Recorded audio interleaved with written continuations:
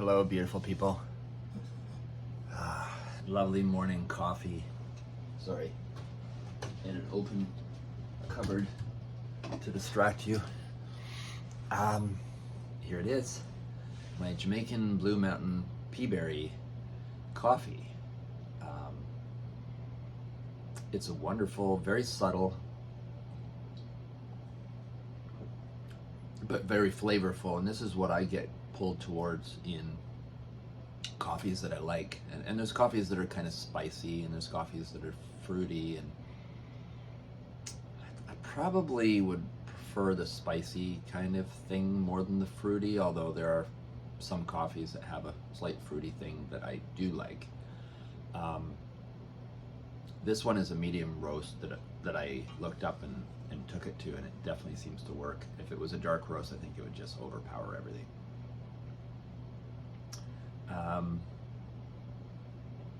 Yeah, it's a very, very nice coffee. I would enjoy it as I use up the bag. Yeah, it's been an interesting holiday season. That was, for me, it was extremely...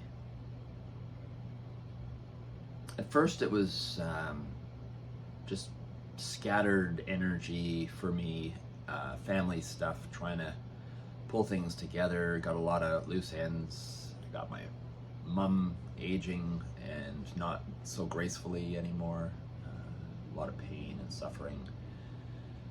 So Christmas was not super exciting, it was just more challenging. You know, when you get a family together that hasn't been together for so long, and in a very small space, and with a mum who's not doing so well, it brings up, and then during holidays, and then for me, holidays brings up a lot of emotional stuff with my partner Raven being gone. So it was a real insular, going inwards kind of holiday season for me, and it seems like for a lot of other people, especially people who got sick, because that tends to bring you inwards as well. And this is the thing I was really processing, was the struggle between the frustration of getting sick, and I get really hard on myself. I hate it. I feel like I failed. I feel like oh God, you know, my body wasn't whatever on top of it enough, and I wanted to be, and blah, blah, blah. And really, I realized it was a time to be gentle with myself and settle and stop being so critical and hard. Like, I didn't even realize how hard I was being on myself and judging myself just because I caught whatever was going around. It was insane. It wasn't that intense, but it just dragged. And I think partly it dragged because whenever I felt I was done with it, I had to get out. I needed to go for walks. I'd do things, and then I would go to sleep, and then I'd wake up in the morning and I'd feel like it sort of kicked back in or something, and that took me to realizing, with a lot of introspection, I'm doing really enjoying Michael Singer, I must say. I'm really enjoying his workshops and stuff, and that's what I did all holiday season. My mom bought me the Michael Singer, I don't know, whatever workshop that people are talking about, and it is fantastic. So I used it to go inwards. I was already being pulled inwards, so I decided maybe I should just listen to myself and go with the flow. And I had basically 2 weeks of listening to deep inner workings and guidance and reflection on what I was going through in life and reality, and what other people are going through.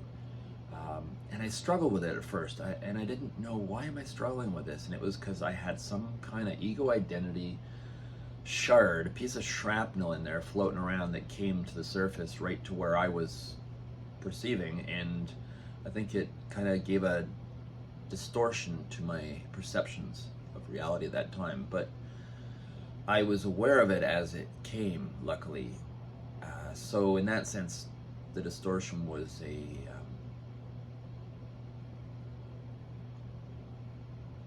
little silver lining, I guess you might say. And I looked at it and I felt it, and this is, you know, what I was really doing was to take things that caused unrest or caused upset or distress any kind of suffering, and go into it, be with it, with my heart open. But like Michael Singer says, make your home available and welcome for these guests as they come through, but keep in mind that they are in motion. They don't need to stay. So I think he said, it was great, don't dance with it. So you make these things welcome, you have your heart open, which is not easy. I'll tell you, it was a major struggle. And I like to believe that I've done a fair bit of work on myself over the years, me and Raven. And still, it makes me feel like, wow, this is the real work, not the work I was, like, I started judging myself even on that. But I really did feel that I just went so deep and so inwards, but not in some romantic, mystical, sparkly fairy dust way that some might want, even parts of myself might want, because it'd be so romantic and lovely, going off on a beautiful ship in the ocean of the galaxy or something. But no, it was very real and gritty and almost dank energetically. It was like I had to go into catacombs and tunnels and hallways and all those metaphors, all those places that you don't want to go. I felt like they were all collected over my lifetime, from a child growing up. Those places that I didn't want to go, that haunted me, and I pushed them away. And whatever constellation of energies were swirling around me during this holiday season, and all the triggers from my mom and my sisters and my circumstances around me and my memories of Raven and the holiday season bringing all that up, I came to realize it was actually a gift. And as long as I participated as best I could and work that energy, it started to become sort of more of a friend rather than an enemy in that sense. And I was really working with it. But the thing that I want to share is these places, if this is what I was touching on, is something to continue in my work and other people's work. These places where, according to Michael Singer, the real spiritual work is done. It's not fun. Everything in you wants to escape it, but you, will yourself to, as they say, be comfortable with the uncomfortable, to sit with it. And I found the discomfort at times was so uncomfortable, like a hot potato, like someone put something really hot in your hands and it's just automatic. Get it off of me. And it was that kind of feeling of some of these energies that my challenge was to go into and be with. And often they would tend to, and this is the don't dance with it, they would tend to, if I wasn't keeping my awareness of them, they would try to seep into me like little vines and stuff, becoming and convincing me that they're a part of me. And I could feel the seduction. I could feel myself slowly turning into that which these energies were trying to paint on me. And the habit patterns from the past, I could tell, were because they were familiar. Even if they were uncomfortable and caused suffering, they were familiar, and in some weird addiction kind of dynamic were seducing me back into a place I didn't want to be. And that's a very difficult place to be with, and it definitely, for me anyways, invokes a kind of a fearful type dynamic state, like you just get it away.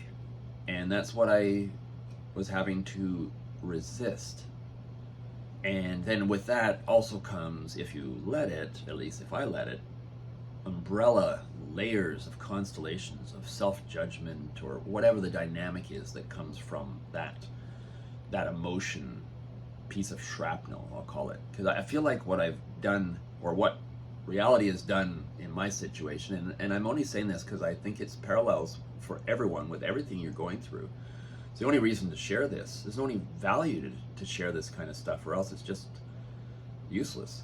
Is if it can help someone else for the same shit I had to go through, well, then all the better, right? So that's why I share this stuff. Also, processing it helps too. So I feel like the epicenter of my, what I call the crash landing, for lack of a better term, and it works for me because it does include a lot of what happened. That I feel caused, I'll call it like if you had a lake with ice on top, it's like all the ice got broken up and mixed up, and that's, I'll call that the shrapnel, these shards of ice. And those shards of ice are all the pieces, the fragments of my life, and maybe according to some sankaras, which are other lifetimes. And there's where it ties into where I'm really exploring, energetically speaking, this idea of ancestry, or more than an idea, this feeling, this reality of, and what is ancestry? What are ancestors? What is before? What is after? What is illusion? What is past? What is future? Even if it is an illusion, how does it play a part in our perception of reality, and how does it play a part in the mess we're in now? So it was really, really good going into this place, as uncomfortable as it was, but I found it'd be uncomfortable, and I could feel my avoidance. I could feel myself trying to find any way to put it off, even for an hour, distractions, anything. And then when I would finally get in deep enough, it was like it softened, and it's like the energy of suffering, which was keeping me away from it, wanting to stay away from it, avoid it. Once I got in deep enough, it's like the cold iciness emotionally of the initial mood of the feeling that made me want to push it away. Once I stayed with it, I don't know, it's like it started to become, I don't know, friendlier. I don't know how else to put it, but it became friendlier and less abrasive, and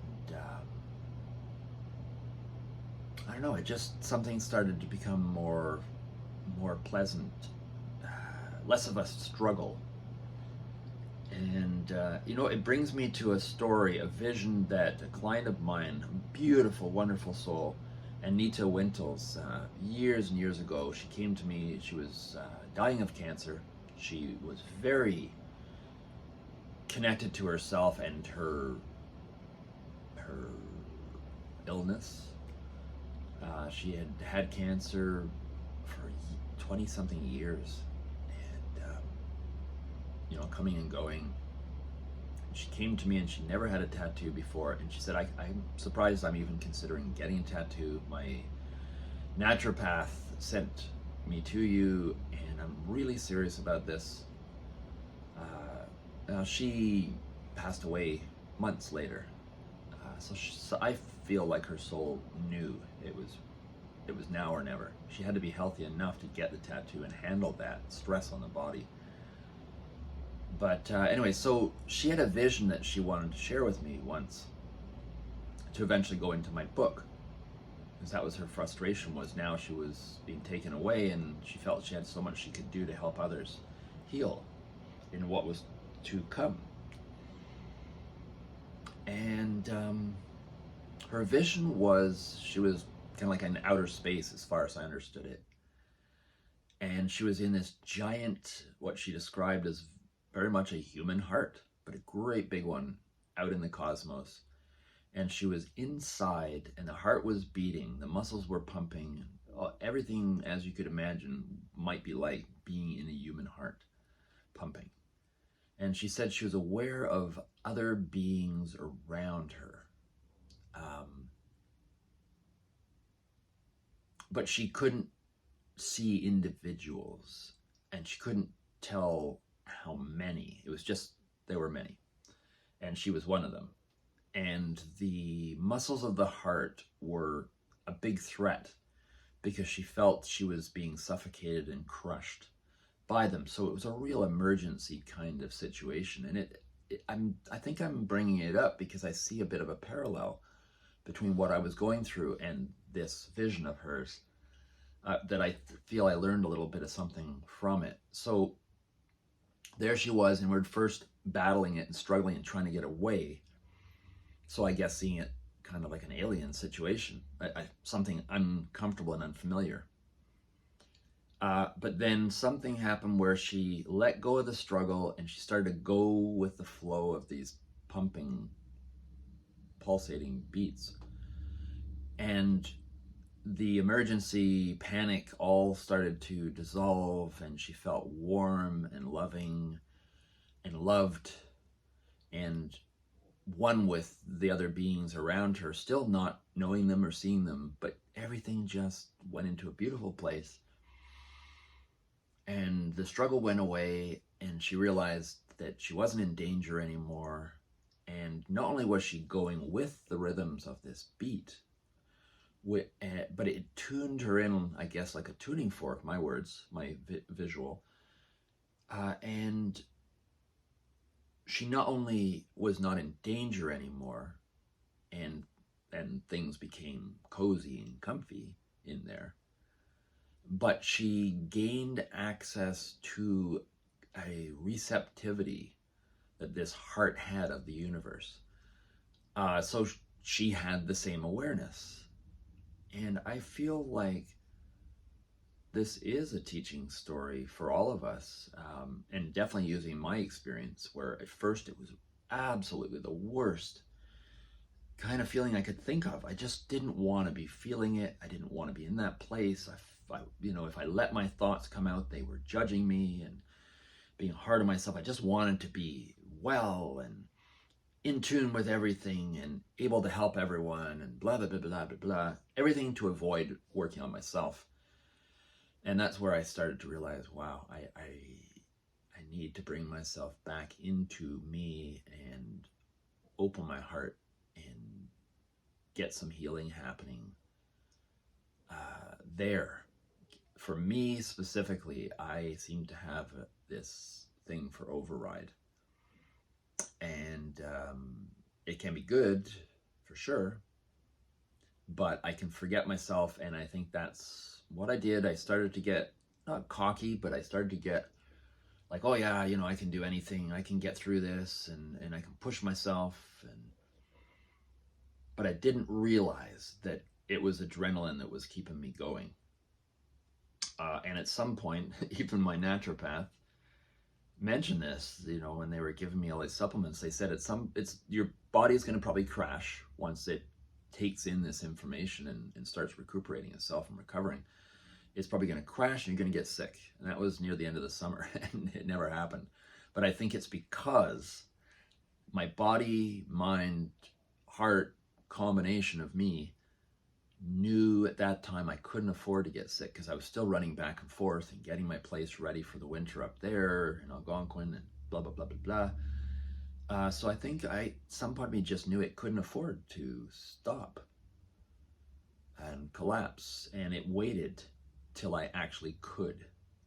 And even down to where most people couldn't come in anyways for a tattoo because they were sick as well. So it really was the best time. It just wasn't so fun.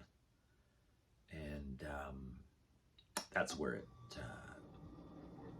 I think that's where the silver lining was accessed. It had to get into almost like a torque, where then I don't know, like a shift, like it tightened, and then it opened up to something. I don't know if any of this makes sense. I'm just kind of babbling. I'm trying to process something that I haven't fully pieced together yet, but I am really feeling it, and I'm feeling really positive about things unfolding for everyone with this little treat that I got for myself.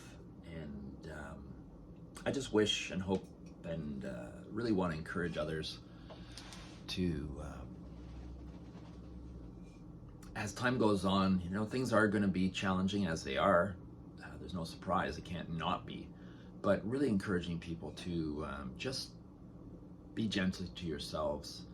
If you are going through any difficult times, realize a lot of it is not even you. You're just picking up on the tensions around the world right now. And we're also finding out this beautiful concept that we are not separate and that we're part of some kind of whole, which sounds so romantic and lovely when you just throw it up in the air like that. But there are some gritty aspects to it as it's starting to become more part of our awareness. There's also a struggle aspect to that. And so when you're identified with just being this solitary being, separate from everything, that you're trying to become aware of being one, we got some addictions to being separate in that way that probably will cause a little bit of discomfort at times as we adjust to this new perception. And I do see the perception everywhere, like a lot of people that I don't know, I see something happening, I feel something happening, let's just call it heart energy. I don't know, I think we've been stressed and broken down and crunched and pummeled enough that, just like, I don't know, baking bread or any kind of thing that can give you a kind of a visual, things break down and then there's a process, whether it's fermentation or any, or bread rising, proofing. There's a stage where you've got to leave it and let it do its thing. And I think that's a part of what we need to do too, is trust part of our potential and our process. And that, like me, I don't have to go into overdrive all the time. That's also a lack of confidence in something inherent within myself. And that's the sense that I've got to push myself really hard to make anything happen. And I think that's a part of the old way of seeing things. And I feel that the new that's seeping into us, like an infusion, if you will, is a more gentle relationship to ourselves and each other. And I see it every moment. I see people, if you smile at people now on the street, often they warm up, and I can feel almost like there's a relief in people to just, it's like when the sun comes out of a cloud and you get that moment where it's a bit chilly and then the sun comes out again, you're sitting on the side of the dock or something, and it's just that little bit of chilliness in September, and when the sun comes out again, it's just like, that beautiful warmth, and it just feels so good for that moment on your skin. And I think that's kind of what's happening with that energy of just a smile, just an unknown person on the street just giving a shit that they feel good.